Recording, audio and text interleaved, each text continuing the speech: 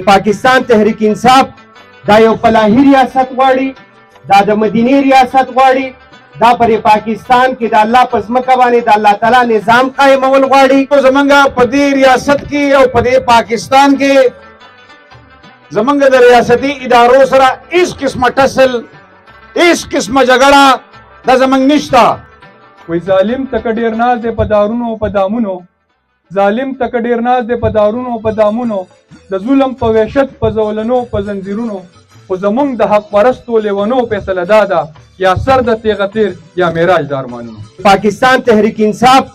دا یو فلاحي ریاست غواړي، دا د مدینې ریاست غواړي، دا پر پاکستان کې د الله په ځمکه باندې د الله تعالی نظام قایمول غواړي،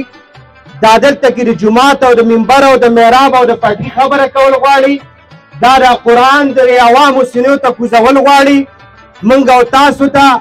هغه خبره کومه چې الله تعالی کړې ده هغه زموږ او ستاسو غوږونو ته جناب عمران خان صاحب راورسوله. موږ ته ډېرو خلکو به دا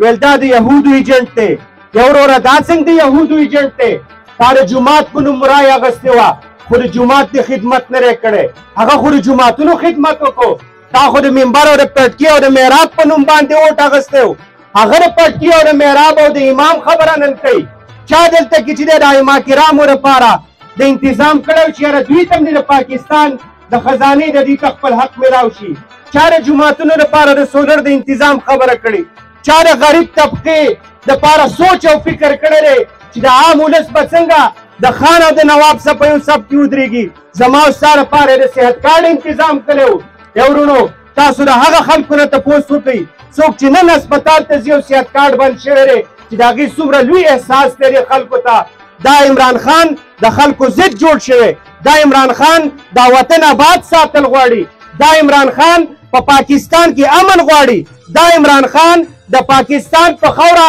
اسلام غواړي، عدل غواړي. ورونو ماته داسې لیډر پکار دی چې هغه زما د اسلام بندوبست کوي، هغه زما د وطن د امن خبره کوي، هغه زما د وطن د سپینګیري خبره کوي، هغه زما د وطن د ملا خبره کوي، هغه زما د وطن د مدارسو خبره کوي. ماله داسې لیډر پکار دی، ماله دا نه دی پکار غلطه ترجماني کړې، هر چا چې کړې غلط بیاني کړې، هر چا چې کړې غلطه خبره موږ ته رارسولې. زه چې تحریک انصاف ته راتلم ما هم دا خبره کوله چې د اسلامي بیرغ نه ما ته ویل اسلامي بیرغ دې پرېښودو، د الله په ذات مې قسمي ما اوس اسلامي بیرغ له لاس ورکړی، د الله په ذات مې قسمي ما ته اوس سمه لار معلومه شوه. زه نن په ایاک نعبدو و ایاک نستعین پوه شومه، نن ما ته پته ولګېده چې واقعي تحریک انصاف دا د عدل جماعت دی، دا د انصاف جماعت دی، دا پر وطن کې د امن خبره کوي، دا ادارو ته خود مختاري ورکوي. وایي دا وطن دا زما دی،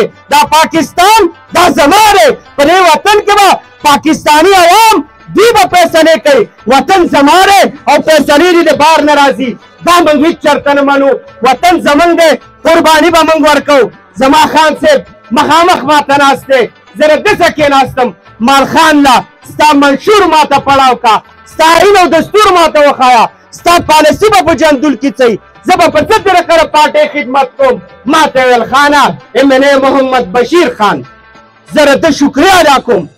ده ماته ویل چې په کم کار الله خفه کېږي خان صاحب هغه مه کوه، په کم کار چې الله خوشحالېږي همهغه کار کوه. ما ته داسې لیډر پکار دی چې ما ته د الله او د الله د رسول وحدانیت بیانوي، ما ته د الله خبره کوي، ما ته د رسول خبره کوي، ما ته په وطن کې د امن خبره کوي، ما ته چې دی په دې علاقه کې سیاست وایي په دې طریقه وکړه چې ستا نه څوک خفه نه شي. چې ملګرو زمونږ په دې ریاست کې او په دې پاکستان کې زمونږ د ریاستي ادارو سره هیڅ قسمه ټسل هیڅ قسمه جګړه دا زمونږ نشته. زمونږ جنگ د دې خاورې د سامراج سره دی،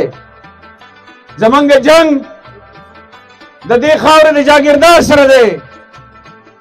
زمونږ جنگ د دې خاورې د اشرافیې سره دی. ځکه چې په دې 70 سال کې دا خلک دی محکوم ساتلی دي، په دې خزارو باندې دی قابض دي، دی غریب ولس له دی خپل حق نه ورکوي. او دا خلک په دې شته وطن کې چې څومره وسایل الله تعالی په دې باندې زیږولي دي د هغې باوجود دا خلک بهر ملکونو ته ځي، خلیج ملکونو ته، او هلته مزدورانې کوي، خپل ځان هم ساتي او دا وطن هم ساتي.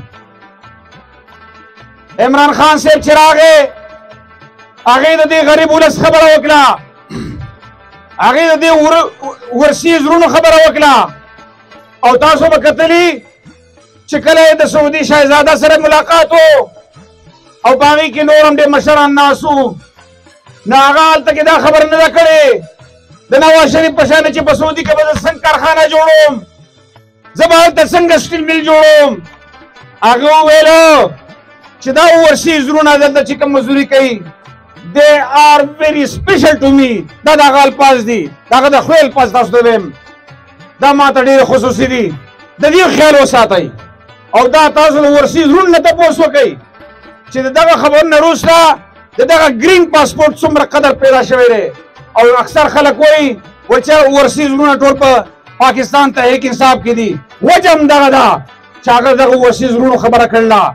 د هغوی ستونزې هغه ریلایز کړې وې چې دوی ته څومره تکلیف دی، دلته دوی ته څومره مسلې دي، او هغه خبرو نه پاس د ورسي زړونو ته څومره ریلیف په هغې کې میلاو شو. نو خلک به بیا په عمران خان باندې سر نه ورکوي، خامخا به ورکوي. بل وروره 8 فروری د انتخاب ورځ ده، او دا انتخاب موږ به دغه خلکو له شکست په دغه بیټ باندې ټپې ورکولو په شکل کې ورکوو، او دې خلکو ته به یې ښیو چې دلته کې واحد لیډر، دلته کې واحد جمهوري قوت هغه صرف پاکستان تحریک انصاف دی، نور خلک نه وي. هغه کسان چې کوم عمران خان صاحب د عالم راغستی و د نن نه 27 کاله مخکې اصلي ټیم او اصلي هیروتوب خو هغه اوس شروع کړو چې نن په جیل کې زموږ دپاره ناست دی. د هر مشر، د هر کشر، د هر یو سپین ږیري چې کوم دلته راغلي دي په دې وخت کې د هغو د یو ځل بیا شاباشي وایم، خراج تحسین ورته پیش کوم. او انشاءالله مایوسه نه شئ، دلته به مشران هم راځي، او دلته به مشران خو زمونږ لیډران اوس ډېر ښه دي الحمدلله، دلته به مشران هم راځي. مونږ به د تحصیل په سطح کنونشنې کوو، مونږ به د ضلعې په سطح کوو، د صوبو په سطح به هم کوو انشاءالله. مونږ ټول به ورته تیار یو. ملګرو را روان الیکشن دی، او د الیکشن دپاره به د کمپین ضرورت وي، د پی ټي آی کینډیډیټ ته خو د کمپین بیا هم ضرورت نشته دی. خو دا د خان له د دې پارټۍ سره مینه ده، د دې پارټۍ یو باني رهنما دی، د هغه دا سوچ دی چې دا کنونشن دا جلسې مونږ وکړو، دا یره طرحه چې کومه ده دا ختمه شي. ملګرو د خان لا په کارکردګۍ به زه خبره وکړم، د نن نه 2-3 کاله مخکې زه په عوامي نشل پارټۍ کې وم او په ذمه داره څوکۍ باندې ناست وم. په هغه وخت کې لوډ شیډینګ ختم شوی و، ما به د خپل ملګرو سره به زه ناست وم او ما به دا اقرار کوو بار بار چې یاره د پی ټي آی په حکومت کې د خان لا په دې سربراهۍ کې دلته به جندول کې لوډ شیډینګ کم شوی دی، ختم شوی دی. زما سره ملګرو په محفل کې دا خبره منله، خو ښکاره به یې اقرار نه کوو. نو ما ته به هم دا ویل چې یاره ته دا خبره کې، خو ته دا خبره مه کوه، دې کې زموږ ته سیاسي نقصان دی. ما ورته یو خبره کوله چې زه اهل رسول یم، زه د نبي علیه السلام نوسی یم، چې زه دا منافقت شروع کړم نو زه به د بل چا نه څه ګیله وکړم. نو ما دا منافقت نه دی کړی. چې کله زه په دې پوه شوم چې عمران خان صاحب په حق دی، ملګرو چې کله عمران خان کوش و ما په دې پارټۍ کې شمولیت اعلان وکړو. د هغه ورځ نه واله او تر مرګه پورې به په دې پارټۍ کې زه ولاړ یم. سخت یې پکې تېرې کړي دي، سخت یې به تېرو. بغیر د قربانۍ نه یو ګوند ترقي کولی شي، نه یو پارټي ترقي کولی شي. ملګرو که موږ خبره وکړو په 9 مۍ باندې، نو هم زمونږ د دې مشرانو سره، زمونږ د دې چیرمنانو سره، زمونږ د دې څومره مشران دي د اوسه کم ظلم او زیاتی وشو، زمونږ د خان صاحب سره کم ظلم او زیاتی روان دی. نو موږ به دا بدله کله اخلو؟ دا بدله موږ په 8 فروری اخلو او داسې به اخلو چې یو به لاس وي او لاس دې ازاد وي، تورن دې ازاد وي. 8 فروری به موږ د دې ټول هر څه احتساب کوو انشاءالله تعالی او موږ به دا بدله اخلو. ملګرو که کارونو په حواله څه خبره وکړو نو زمونږ MNA صاحب چې په جندول کې او خاص کر په غوړې نسوړ کې کوم کارونه کړي دي نو دا په تاریخ کې چا نه دي کړي. زیات ملګري دا خبره کوي چې زمونږ MNA صاحب دلته نه راځي یا دا نه کوي یا هغه نه کوي. نو زه ستاسو نه دا تپوس کوم چې زمونږ د جماعت اسلامي چې هغه کم د پرتواخ ډکه MNA و تاسو چېرته لیدلی و؟ نه چېرته هم لیدلی و؟ شکر الحمدلله موږ الله تعالی داسې یو ملنګ یې منې راکړی و چې موږ ورته لانجې هم کړي دي موږ ورته جګړې هم کړي دي د ورکر له عزت هم ورکړی دی موږ خبرې د غوږ هم ښودی دی او انشاءالله ستاسو نه امید کوو چې زموږ به بیا هم انشاءالله را روان ځم بشیر خان صاحب یې منئ او انشاءالله په دې جندول کې به ورسره موږ ایم پي ایم دا ځل راولو دا به نه کوو موږ به دې ځل ایم پي ایم منئ دواړه راولو چې هغه کاندیډیټ زموږ هر څوک وي خو تر بیډ نشان د چا سم ورسوي هغه زموږ د سر تاجي موږ به ټول راوځو او هغې ته به انشاءالله په بھرپور انداز کې کامیابي ورکوو ملګرو د 9 مۍ واقعه چې شوې دا ټول هم ډېر ډک دي خو به هر حال ټیم دومره نشته خبرې ډېره نشو کولی په دې شعر به اجازت اخلو وایي مړ شه داسې مړ شه چې وطن در پسې وجاړي وایي مړ شه داسې مړ شه چې وطن در پسې وجاړي خپل خو هسې جاړي چې پردي در پسې وجاړي زمونږ چې اوس کوم ټارګټ دی انشاءالله هغه ټارګټ دا دی چې موږ به په جیل کې عمران خان وزیر اعظم جوړو او د هغې لپاره موږ انشاءالله دا کوم پروګرام چې نن آغاز دی دا یو باقاعده یو داسې پروګرام دی چې د دې بنیاد کې ایښودی شو په دې NS7 کې که داسې جلسه چېرته زموږ په دې علاقه کې زاړې پټۍ نشته دی جماعت اسلامي شته دی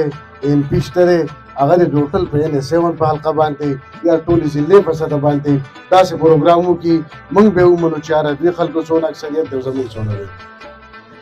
دویمه خبره دا ده چې موږ به دا ځل انشاءالله په الیکشن کې حصه اخلو د کارکردګۍ په بنیاد بیا اخلو زمونږ که دلته د خان صاحب ویژن خو خپل یو طرف ته کا خو زمونږ MNA صاحب چې په دې حلقه کې کوم کارونه کړي دي نو موږ ښه کولا او سینه باندې سړي ته شو ودرېدی ښه ټیک ټاک به د خبرو شو کولی چې موږ په دې حلقه کې په 2018 کې چې کله په کمپین کې حصه اخسته نو زمونږ یوه نکاتي ایجنډه وه په دې جندول کې په دویمه ناره باندې موږ اوټ نه واخیستی او هغه ایجنډه زمونږ دا وه چې دې علاقې نه به موږ د بجلۍ چې کوم بحران دی د بجلۍ چې کومه مسله ده هغه به موږ ختموو انشاءالله او نن تاسو دې اقرار کولی شئ چې د بجلۍ دا مسله حل شوې که نه ده حل شوې پاکستان چې کله آزاد شوی دی زمونږ 70 یا 75 کال وشو خو چې کله یو لیډر راغلی دی او هغه د عوامو د فلاح بهبود خبره کړې ده نو هغه زمونږ نه په مختلف طریقو باندې یا اسټابلیشمنټ والا یا بله څه طریقو ته جوړه شوې ده او هغه د عوامو نه سر نه هغه سړی لرې شوی دی نو مخکې خو چې کوم دی نو نه میډیا وه د سوشل میډیا وه صرف دغه اخبار به راتو او هغه هم چند کسانو کوتو او اوس خو ماشاءالله د هر چا سره موبایل ورسره دی او د ټول سیستم نه خبرېږي چې څه روان دي په ملک کې تاسو ته پته لګېدلي انشاءالله چې د ملک حالات څه دي او زمونږ لیډر چې کوم دی عمران خان دای په څه ګناه کې په جیل کې زندان کړی دی انشاءالله زمونږ د ټولو به دا وعده وي که دا په جیل کې موږ به دلته وزیر اعظم کوو د خیره سره که نه زمونږ د ټولو دا وعده ده د خیره سره